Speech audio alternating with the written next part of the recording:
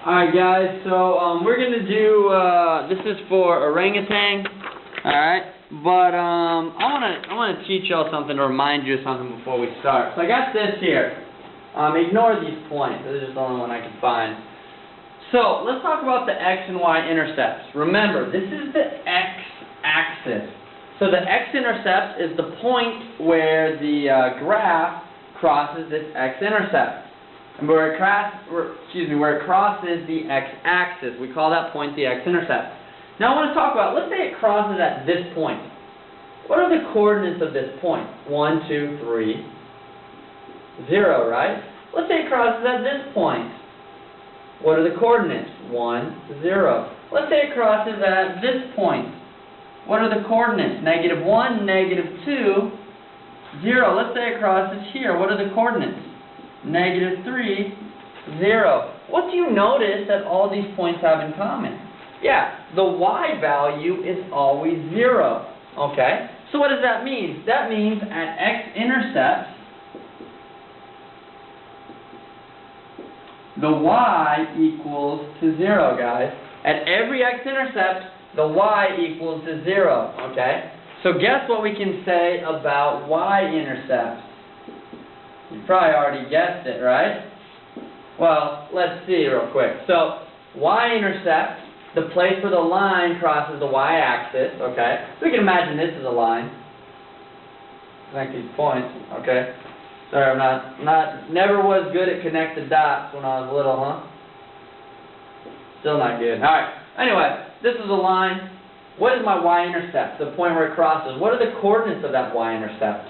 Well, -1, 0 because it does not go left or right. Okay, be careful, even I have to think about it twice. 0 because it does not go left or right. Then our y is at -1. So that's this point, 0, -1. Let's say that our y, let's say it crossed here. Well, 0 because it does not go left or right. Then 1, 2, 3, 4.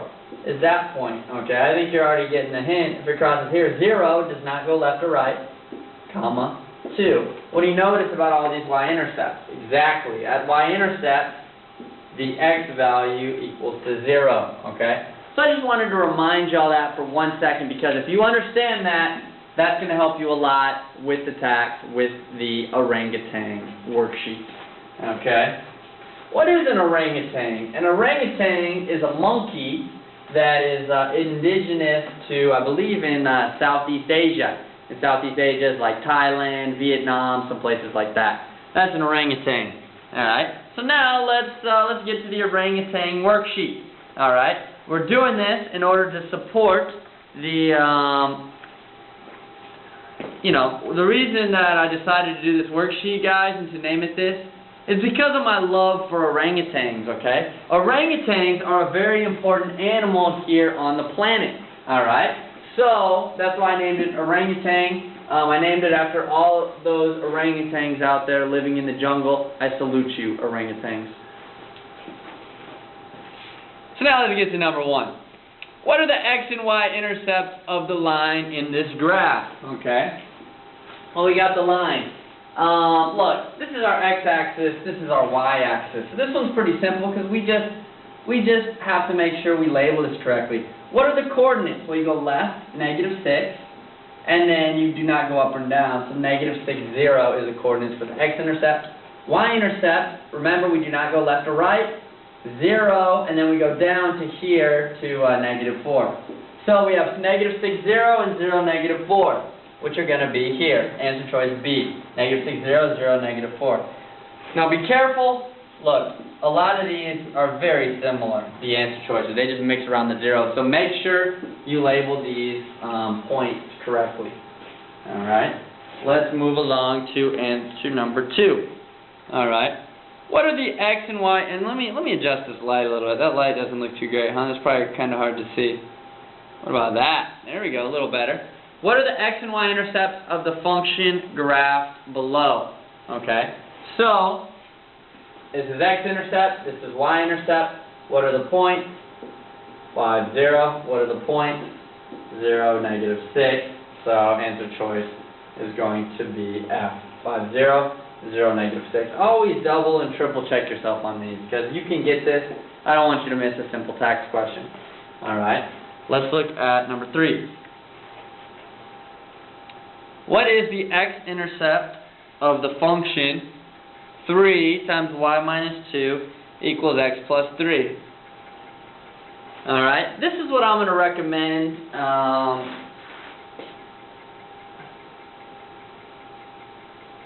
Whatever focus is. Alright. So, what is the x-intercept of the function represented by 3y minus 2 equals x plus 3? Alright, what I'm going to do, the easiest way to do this is get this in y equal mx plus b form, get this in slope-intercept form, and then go to your table. Remember, we're looking for x-intercepts, so we want where y equals 0, okay? So go to your table, figure out where y equals 0, what is the x value? That way you could figure out your x-intercept. That's one way of doing it, okay? I'm going to show you another way of doing it without a calculator. If you do it with a calculator, right now pause the video, do it with your calculator, see if you get the correct answer. Then pay attention to how I do it without using a calculator, okay? First off, we want y is 0, so we can automatically eliminate a couple answer choices. What answer choices can we eliminate? A and C, right? Because in A and C, the x equals 0. No, the x we want to be a number. We want the y is 0. Here and here, you got y is 0. Look, automatically gave yourself a 50% shot on this question, okay? 50-50 shot. So what we're going to do is get this into y equal mx plus b form. What do we need to do with this 3? We need to distribute. So 3y minus 6, 3 times y is 3y, 3 times negative 2 minus 6, equals x plus 3. Now add 6. 3y equals x plus 9. Now we need to get rid of this 3 in front of the y. Divide everything by 3. We get y equals 1/3 x plus 3. Alright, so that's what you need to input into your calculator. Hopefully you can come up with that on your own. Now, let me show you the other way of doing it. We're trying to find the x-intercept, okay? So we're interested in where y equals to 0, okay? Now actually to do this method, you don't even need to put it in this form, okay? But let me show you how to do it putting in this form. Plug in a 0 for y, so 0 equals 1/3 x plus 3. Subtract 3 from both sides. Negative 3 equals 1/3 x. Now we need to get rid of this 1/3, so multiply by 3, right? When you want to get rid of 1/3, multiply by the reciprocal, 3 over 1, which is the same as just 3, so multiply by 3. So 3 times negative 3 is negative 9, equals to x, okay? So therefore we're looking for x equals negative 9, which is BAM, which is here, answer choice D for that one, okay? So that's how we do that. Any questions on that? Oh, this is what I was also going to show you. We don't even have to do all this work, right? We're looking for where x, this is our answer. Watch this. I could just from the very beginning, if I'm able to realize that y is 0 at all x-intercepts, I could just plug in a 0 for y. And I could do 3, 0 minus 2 equals x plus 3. Okay? So let's plug it in. 0 minus 2 is going to be negative 2 equals x plus 3. Alright, 3 times negative 2 is negative 6 equals x plus 3.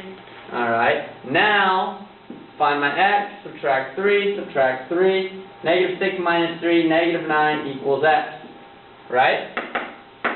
That's what I was doing. So if you can recognize that y is 0 at x-intercepts, plug in 0 for y, and find your x, negative 9, then just realize negative 9, 0 is your final point.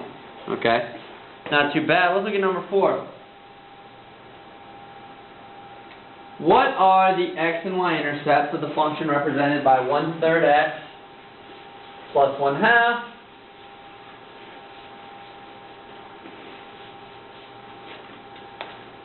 so let's see.